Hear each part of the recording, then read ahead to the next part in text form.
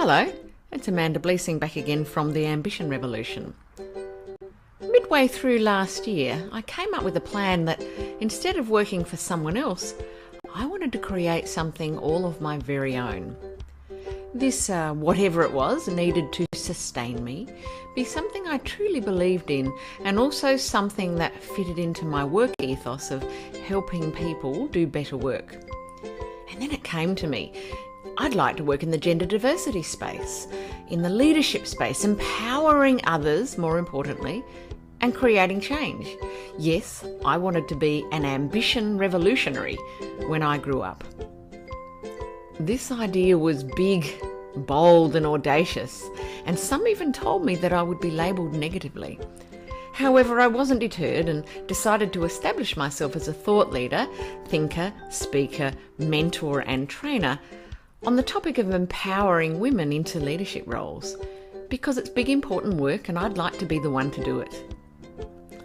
It's now been 6 months, and while I'm absolutely loving this new game, it's definitely been a steep learning curve.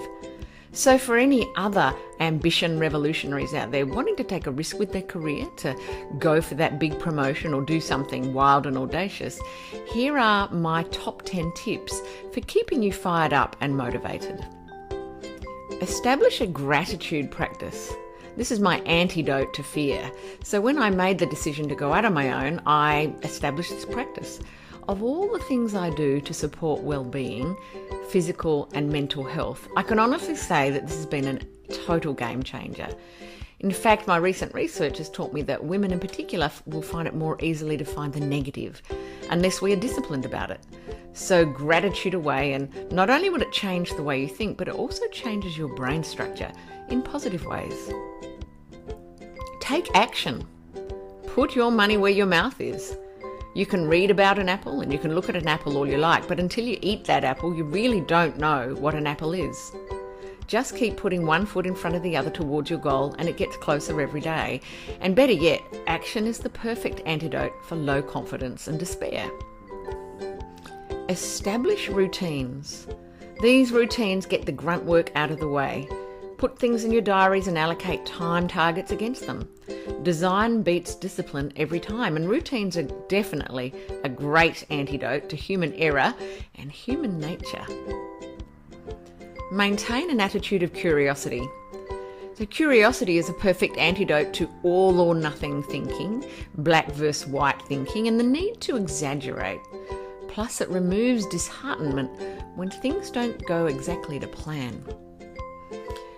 Keep connected with like-minded people. For me right now, these people are big thinkers, creative types, entrepreneurs, doers, and action people. I'm blessed with many like-minded people in my close circle, and it's my antidote to stagnation and remorse.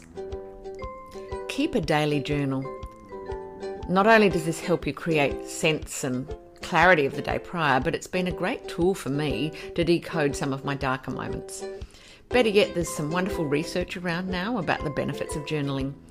It focuses me on what's important, which is creating content quickly, and it focuses me on my next steps.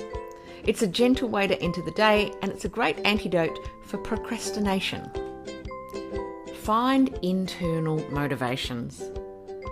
External motivators such as money, acknowledgement and prestige, they're all fine, but in the early days those external things might be in low supply. So identifying things that make you want to get out of bed early each morning is critical.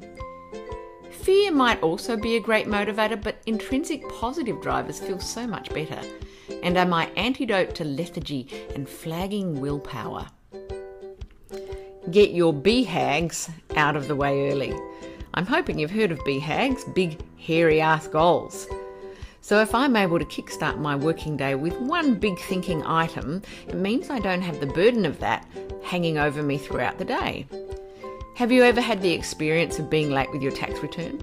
The constant nagging at the back of your mind is so draining that surely one day some researcher somewhere is going to prove that it contributes to a shortened life expectancy. So my antidote to feeling like you're behind constantly is to get a head start on BHAGs early in your day. And if you haven't done your tax yet, go do that now. Try the reframe technique and be vigilant with your internal language. If I notice or hear myself saying something negative about myself or my situation, I immediately reframe this into positive language. So when money feels tight, I journal, how is it that money is so abundant and flowing in my household? If my writing is stagnant, why is it that I'm so good at writing amazing content for people that creates lasting changes and clients wanting more? In fact, I find if I do this in advance, I'm already on the front foot, a perfect antidote to an overactive worrywart centre.